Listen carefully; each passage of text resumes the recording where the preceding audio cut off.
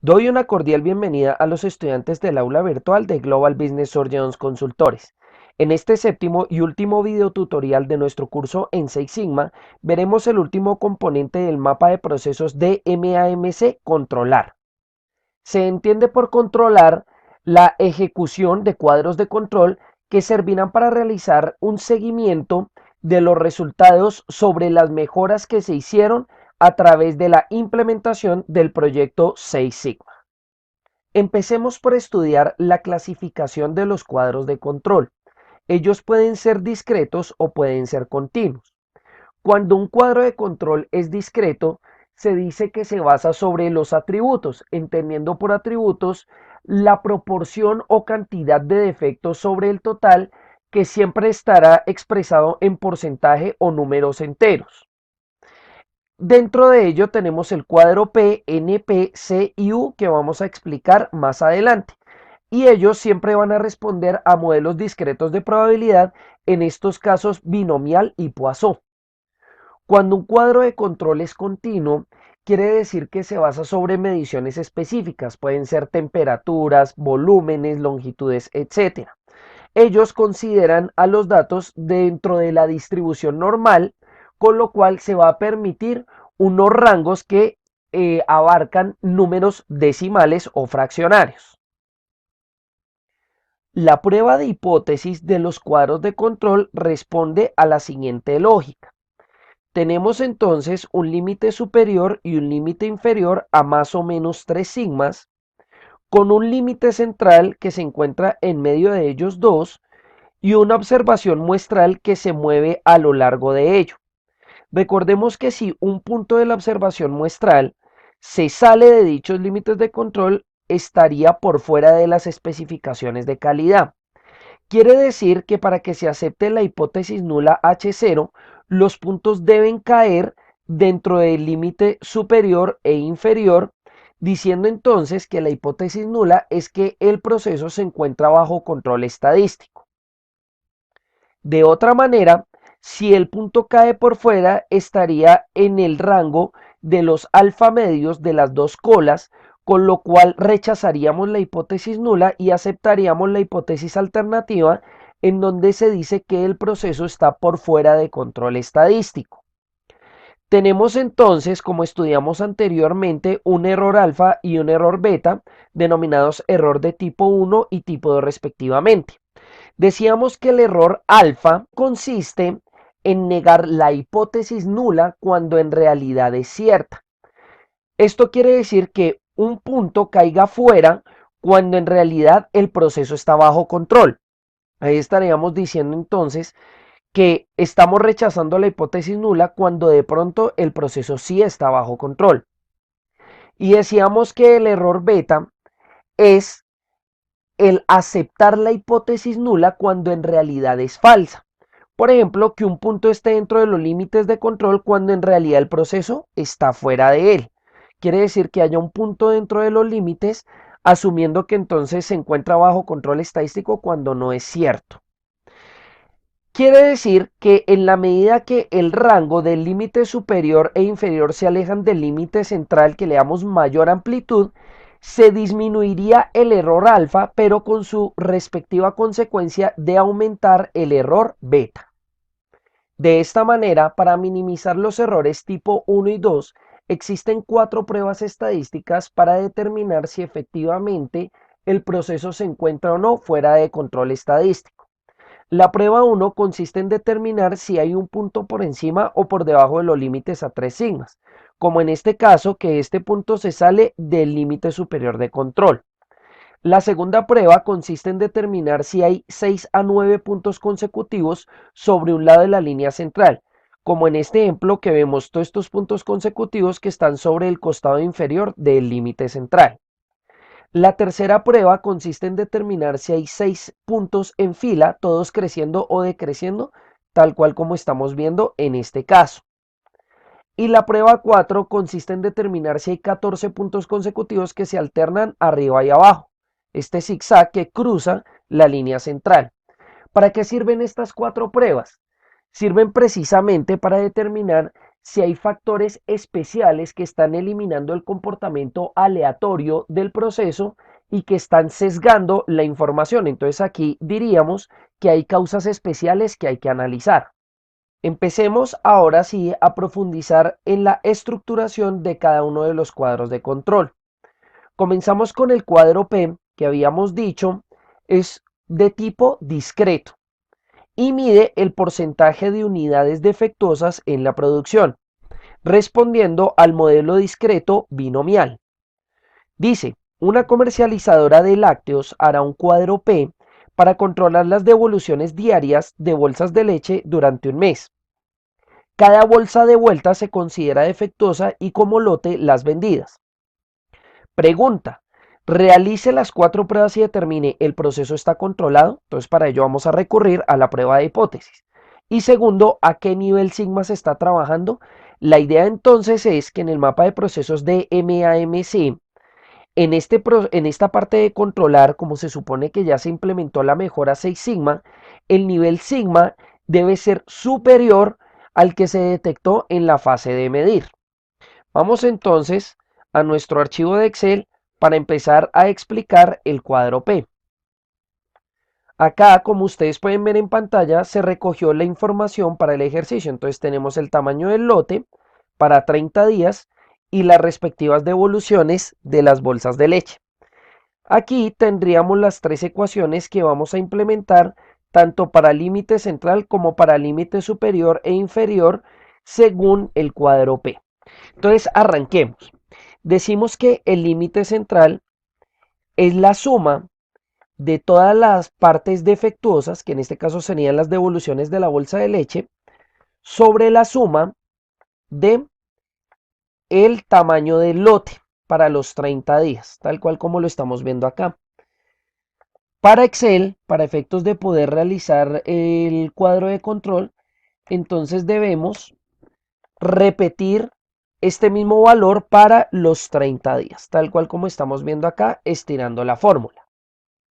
Ahora decimos que el límite superior, según la ecuación, es igual a P barra más 3 que multiplica a la raíz de P, o sea, este mismo valor, multiplicado por 1 menos P, que es este valor, nuevamente, y todo eso sobre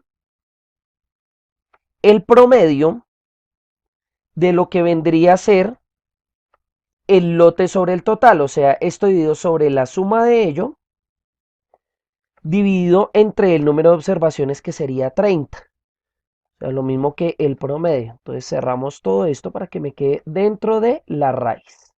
Y cerramos acá. Tendríamos entonces que el límite superior es este. Vamos entonces a fijar estos valores de la suma para poder estirar aquí hacia abajo y que nos dé igual para todos los intervalos. Y límite inferior, pues viene a ser este mismo límite superior. Vamos a copiar toda esta fórmula y la vamos a pegar acá. Pero en vez de hacerlo con más, lo vamos a hacer con menos aquí al principio. O sea, menos 3 sigmas. Y estiramos la fórmula. Aquí, donde dice defectos, vamos a tomar las devoluciones de cada uno de los días sobre el tamaño del lote para cada uno de esos días. Y en FDT vamos a transformar o a traducir el tiempo en unidades discretas de 1 a 30. Si necesitan revisar las fórmulas de Excel que acabé de realizar, no se preocupen que este archivo va a estar disponible en el aula virtual para que ustedes lo miren con más detenimiento. Ahora lo que vamos a hacer es graficar. Ojo, para poder realizar la gráfica es recomendable que hagan en este orden las columnas tal cual como se vio para que sencillamente podamos hacer lo siguiente. Sombreamos todo con títulos incluidos. Vamos a insertar y vamos a insertar un gráfico de línea. Este seleccionamos y aquí ya tendríamos nuestro cuadro de control. Le damos clic sobre estas rayitas y le damos eliminar, esperen. estas, le vamos a eliminar para que nos quede el cuadro de control. Y ahora, para ver los puntos muestrales, entonces seleccionando únicamente la línea de defectos, vamos a darle cambiar tipo de gráfico y lo vamos a poner con puntos, con marcadores. Entonces aquí ya tendríamos nuestro cuadro de control tipo P. Ahora, para responder los interrogantes, empezaremos por mirar si el gráfico muestra que el proceso está bajo control estadístico o no. Para ello vamos a hacer las 4 pruebas. Prueba 1, que un punto se salga por encima o por debajo de un límite de control. Aquí tenemos que este punto 24 se sale por encima del límite superior de control. Quiere decir que no pasa la prueba 1. Prueba 2, que hayan 6 a 9 puntos consecutivos sobre un lado de la línea. Tenemos entonces 1, 2, 3, 4, 1, 2, o sea, esa prueba sí la pasa. Prueba 3, que hayan 6 puntos que están decreciendo o creciendo consecutivamente. Entonces tenemos aquí esta pendiente que dice 1, 2, 3, 4, 5, 6. O sea que no pasaría la prueba 3. Y la prueba 4, que son 14 puntos en zigzag. Esa sí la pasa. Quiere decir que este proceso está por fuera de control estadístico, pues no pasa ni la prueba 1 ni la prueba 3. Aquí abajo entonces tenemos el nivel sigma, en donde establecemos que el DPMO o defecto por millón de oportunidades lo implementamos tal cual como vimos en la ecuación en el tutorial de medir. Decimos entonces que DPMO es igual al promedio de estos defectos, porque precisamente entonces ahí daría DPO. Consulten la ecuación que vendría a ser precisamente la fracción defectuosa sobre el lote, pues aquí lo estamos promediando para los 30 días, multiplicado por 1.000.000, pues precisamente para que dé de DPO a DPMO. El rendimiento vendría a ser 1 menos la fracción defectuosa, con ello tendríamos la fracción no defectuosa, y después aplicamos la fórmula de interpolación para el cálculo de sigma, que la tenemos acá. Como les comenté anteriormente, ustedes van a tener este archivo de Excel para tener a la mano todas estas ecuaciones. Comprobemos. Si el DPMO es de 38.186, diríamos que en la tabla de sigma, esperen, ¿cuánto es? 38.186. Estaría por acá, entre 3.2 y 3.3 sigma. Comprobemos y efectivamente tenemos un sigma de 3.27. Con esto, entonces ya tendríamos el cuadro P. Volvamos a la presentación PowerPoint y miremos el siguiente cuadro de control denominado cuadro C. Este mide el número de defectos de todas las unidades producidas y sigue un modelo discreto de probabilidad tipo Poisson. Dice, la gerencia de un campo de golf determina que la calidad del césped se considera aceptable si la cantidad de defectos, que consisten en pequeñas regiones sectorizadas de pasto que quedan a diferente altura, son inferiores a 3 por cada zona de 1 km². Entonces aquí estamos viendo precisamente el comportamiento Poisson y es la cantidad de defectos por unidad de medida, que en este caso serían km². Dice que se toma una muestra aleatoria de 15 zonas, o sea, cada una de 1 km². Realice las 4 pruebas y determine el proceso está controlado, a qué nivel sigma se está trabajando. Entonces, volvemos a nuestro archivo de Excel, ahora al cuadro C. Tenemos en este caso estas 3 ecuaciones donde C barra representaría límite central, límite superior y límite inferior respectivamente. Entonces decimos que el límite central es igual a la suma de todos los defectos sobre la cantidad de zonas, que vendrían a ser 15. Vamos a fijar entonces con F4 y luego estirar la fórmula hasta acá. Ahora decimos que para el límite superior es el valor de C más 3 multiplicado por la raíz de C, o sea, de este mismo valor. Cerramos acá y estiramos la fórmula. Decimos asimismo que para el límite inferior se repite la misma fórmula, pero en este caso lo vamos a hacer con menos. Como nos dio un valor negativo y pues no pueden haber menos 2,24 defectos, entonces lo que debemos hacer es lo siguiente. Debemos plantear una función si en Excel donde vamos a decir si este valor es inferior a 0, o sea que sea negativo, vamos a decir que deje como valor 0 y que en caso contrario de que si es superior a 0, o sea un valor positivo, me calcule ahora sí con esta ecuación. Entonces, obviamente, como el valor aquí era negativo, me lo va a dejar como 0. En el archivo que ustedes van a encontrar en Excel, en el aula virtual, se hizo esto también para el cuadro P, dado que si el valor es negativo, pues el cuadro de control va a quedar mal porque no existen menos tantos defectos, no sería un valor lógico. Finalmente, para efectos de poder graficar el cuadro de control, entonces vamos a pasar los errores de césped aquí a esta columna. Repetimos el proceso que vimos anteriormente, sombreamos estos cuatro, le damos insertar un gráfico de línea, escogemos este, ya nos va a salir entonces el cuadro de control tipo C, cogemos esto, lo borramos, cogemos esta, le vamos a dar cambiar tipo de gráfico y le vamos a dar con, ¿cómo es que se llama? Con marcadores. Entonces aquí tendríamos ya el cuadro tipo C, en donde si hacemos las pruebas estadísticas nos vamos a dar cuenta que esta no pasa el test número 4, el cual determina que un proceso está fuera de control estadístico cuando hay 14 puntos que van de esta manera, en zigzag por encima y por debajo del límite central. Asimismo, se hizo de igual manera el cálculo de rendimiento de PMO y sigma. Sin embargo, aquí no se va a aplicar la ecuación del tutorial medir. Como esto sigue una distribución Poisson, entonces el rendimiento se calculó como la probabilidad de ocurrencia en esa distribución Poisson de la siguiente manera. X es 3. ¿Por qué? Porque acuérdense que en el enunciado decía que la gerencia considera que es factible que en un campo en una zona de este campo de golf puedan haber 3 o menos errores. Quiere decir que vamos a calcular la probabilidad Poisson de 0 a 3. De la media, entonces el promedio viene a ser este límite central y acumulado verdadero para que me utilice la probabilidad acumulativa o es de menos infinito hasta x que viene a ser 3.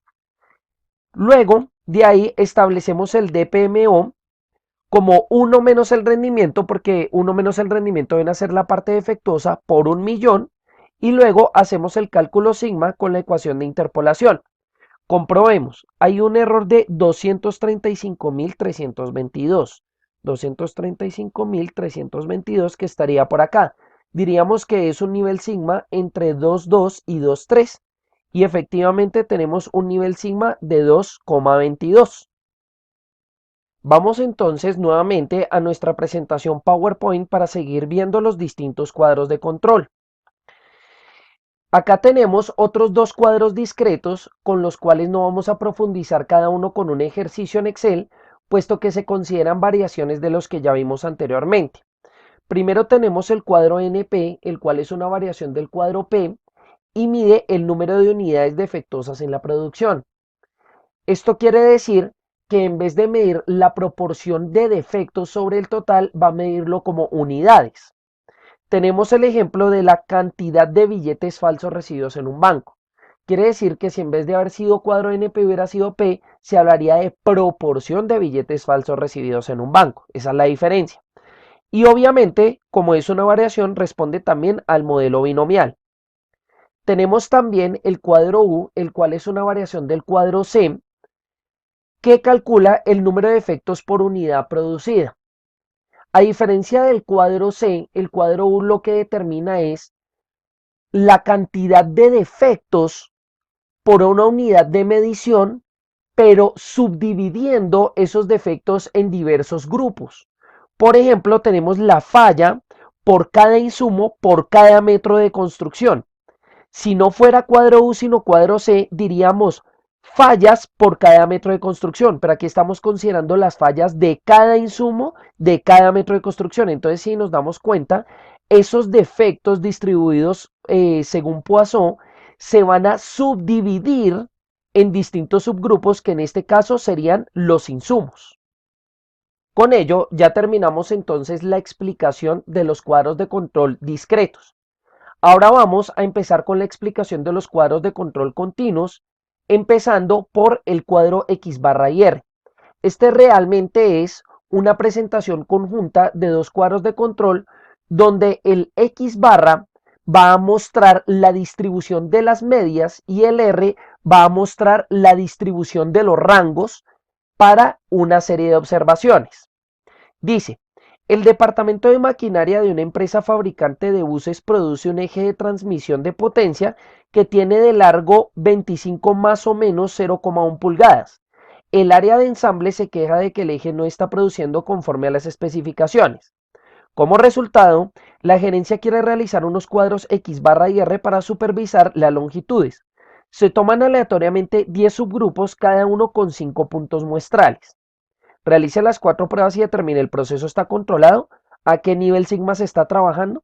Aquí yo les voy a hacer una aclaración. Resulta que para los cuadros de control de tipo continuo existen más de las 4 pruebas ya vistas estadísticas, pero para efectos de resumen en el tutorial vamos a aplicarle las mismas 4. Decimos finalmente que el cuadro X barra y R se utiliza para pequeñas muestras, las cuales van a tener menos de 8 puntos muestrales. En este caso vamos a hacerlo con 5 puntos muestrales. Para entonces empezar a estudiar el X barra y R, vamos a ir aquí a nuestro Excel y acá tenemos entonces la información obtenida del proceso de muestreo estadístico. Asimismo, aquí abajo vamos a ver las ecuaciones que van a aplicar para el cuadro X barra.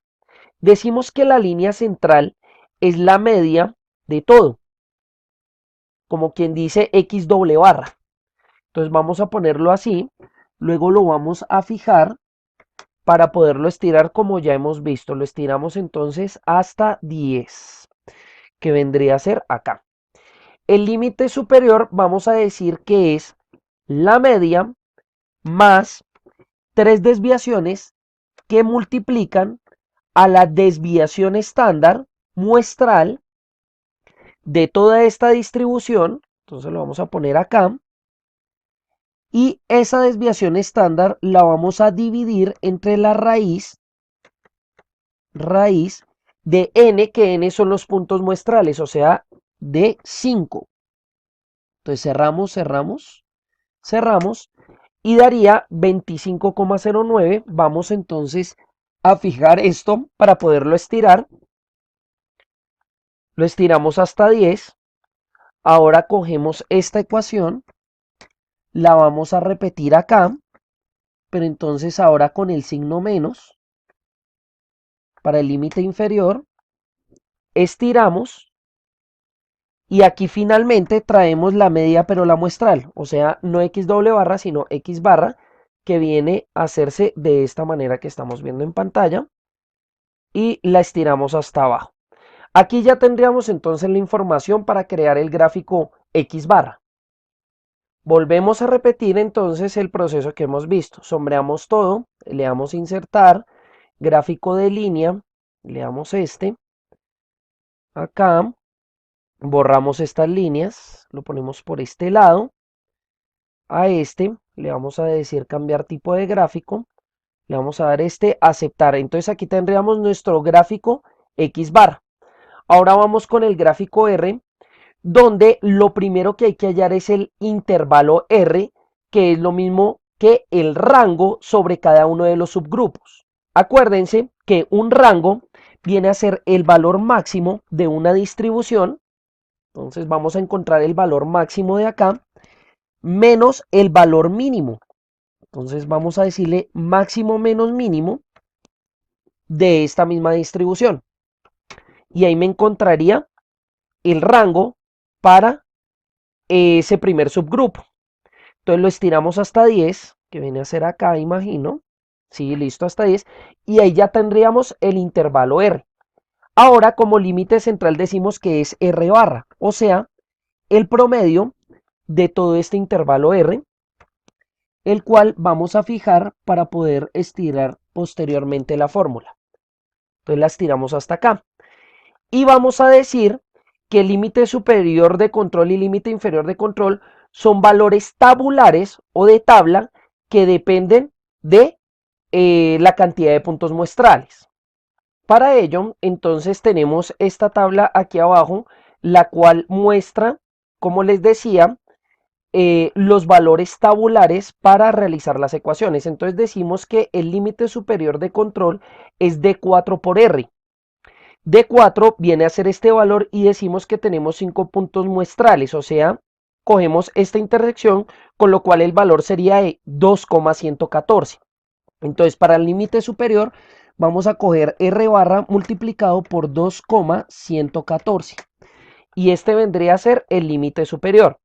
Ahora, para el límite inferior decimos que es R barra por D3.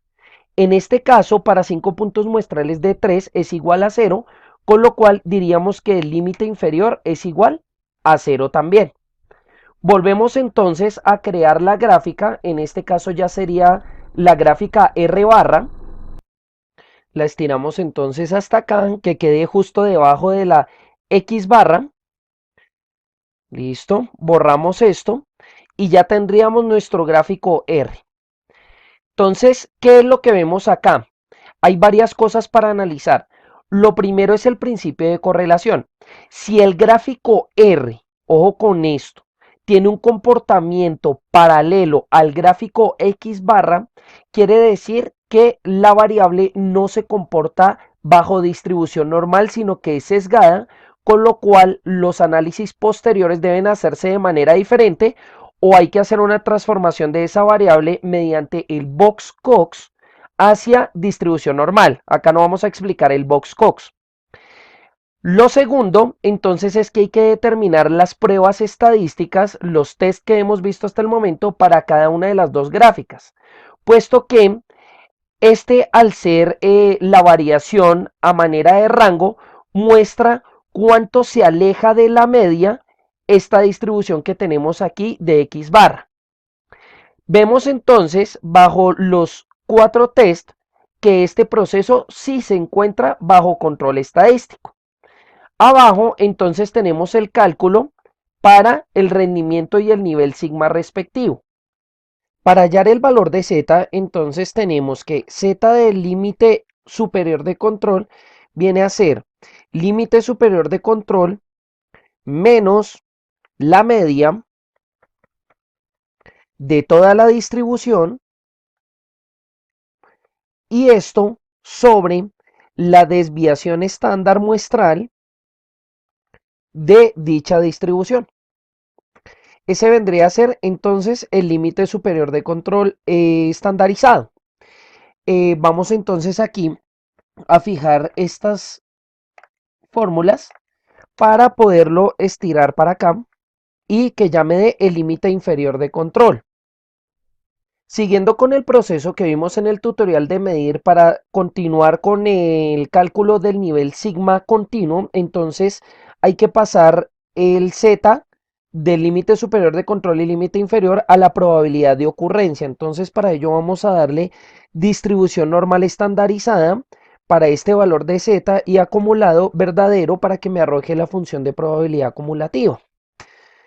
Me daría esto. Acá lo estiramos, pero para el límite superior de control recordemos que es 1 menos esta probabilidad para hallarla de x a infinito positivo. Ya tendríamos entonces el nivel de rendimiento y el nivel sigma calculado a través de la interpolación. Continuemos entonces con la exploración de los gráficos de control. Volvemos a la presentación PowerPoint y ahora vamos a ver el siguiente, que es el cuadro X barra y S. A diferencia del anterior, este no va a mostrar los rangos móviles, sino la desviación estándar para la distribución, aplicándose en este caso para muestras grandes, cada uno con más de 8 puntos muestrales. Tenemos el siguiente ejemplo. Una empresa de fármacos debe mantener una cadena de frío para sus productos a una temperatura de 4 más o menos 0,5 grados Celsius. Para realizar control de las especificaciones de calidad sobre las condiciones de dichos fármacos, la gerencia decide realizar unos cuadros X barra y S. Se toman aleatoriamente 15 subgrupos, cada uno con 8 puntos muestrales. Acá decimos que es para muestras mayores a 8, pero en este caso específico la muestra es igual a 8 puntos muestrales, pero vamos a utilizar gráfico cuadro X barra y S. Realice las 4 pruebas y determine el proceso está controlado, a qué nivel sigma se está trabajando. Entonces vamos a volver aquí a nuestro Excel y tenemos aquí entonces la información recogida. Como habíamos mencionado anteriormente, la presentación del cuadro de control X barra y S es una combinación de dos cuadros, que uno viene a ser el X barra y el otro es el S. Como ya vimos la forma de configurar el primero, decidimos, para ahorrar tiempo en el tutorial, presentarlo de una vez para este caso, dado que ya explicamos cómo realizarlo. Pero entonces ahora sí vamos a explicar específicamente cómo empezar con la construcción del cuadro S. Lo primero que hay que hacer es hallar las desviaciones estándar muestrales por cada uno de los subgrupos, tal cual como estamos haciendo aquí en pantalla. Sombreamos y vamos a estirar hasta los 15 subgrupos, que vendría a ser más o menos por acá, falta uno, acá. Ahora, el límite central, como es S barra, viene a ser el promedio de todas las desviaciones estándar halladas. Vamos entonces aquí a fijar con F4 para poder estirar el límite central. Ahora, utilizando las ecuaciones del límite superior de control y límite inferior de control, entonces vamos a hallar estos dos rangos. Entonces decimos que el límite superior de control es igual a S barra, que viene a ser este, multiplicado por B4 valor tabular. Entonces buscamos B4 para 8 puntos muestrales. Entonces tenemos aquí B4 y estamos en 8 puntos muestrales. Entonces diríamos que el valor es de 1,815. Entonces multiplicado por 1,815.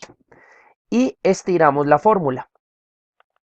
Y para el límite inferior decimos que es S barra multiplicado por B3. Entonces B3 para 8 puntos muestrales es 0,185. Y estiramos la fórmula. Entonces aquí ya tendríamos los argumentos suficientes para poder configurar nuestro gráfico de control S. Entonces decimos línea, lo generamos aquí a un ladito. Vamos a ponerlo por acá, por este lado, justo abajo del otro.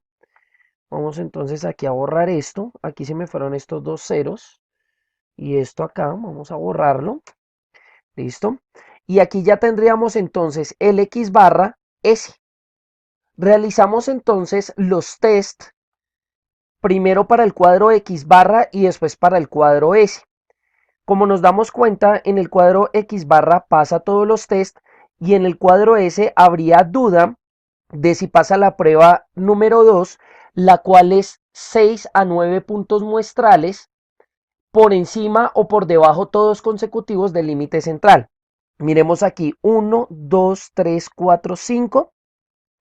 Este está en 0,214, que está por encima del límite central, entonces pasa.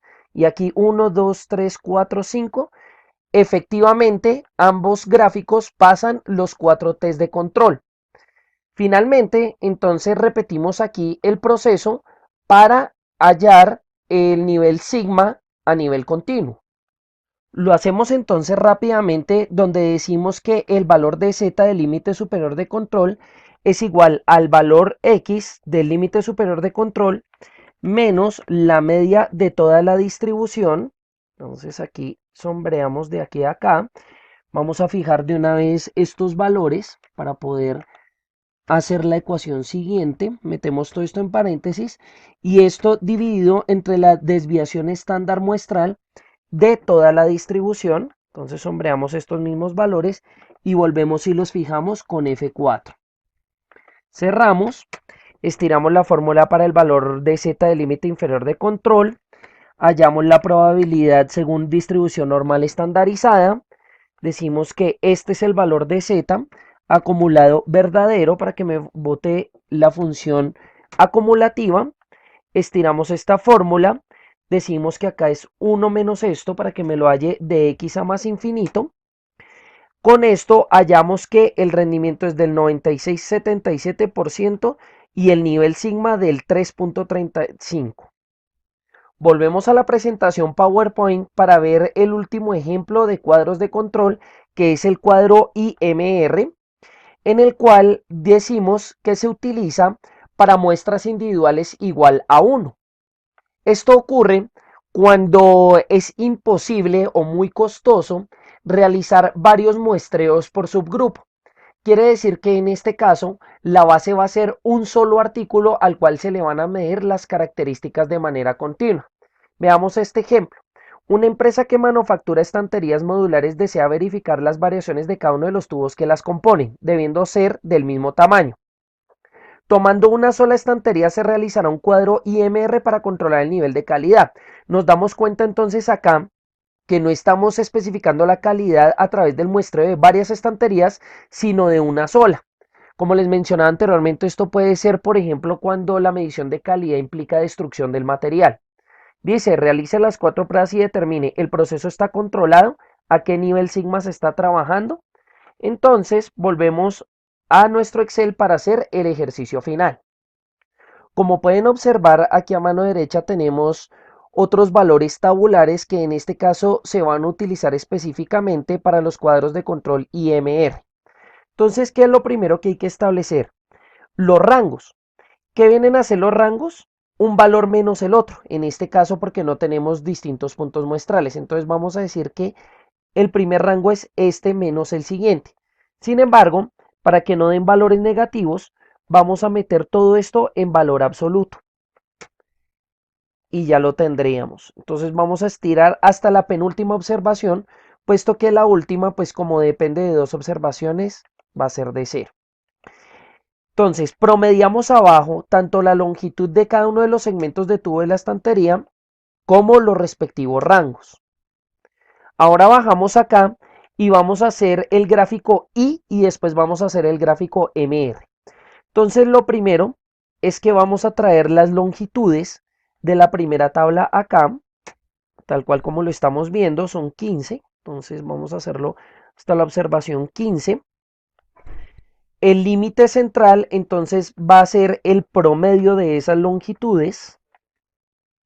Vamos a fijar entonces con F4 cada uno de estos valores para poderlos estirar.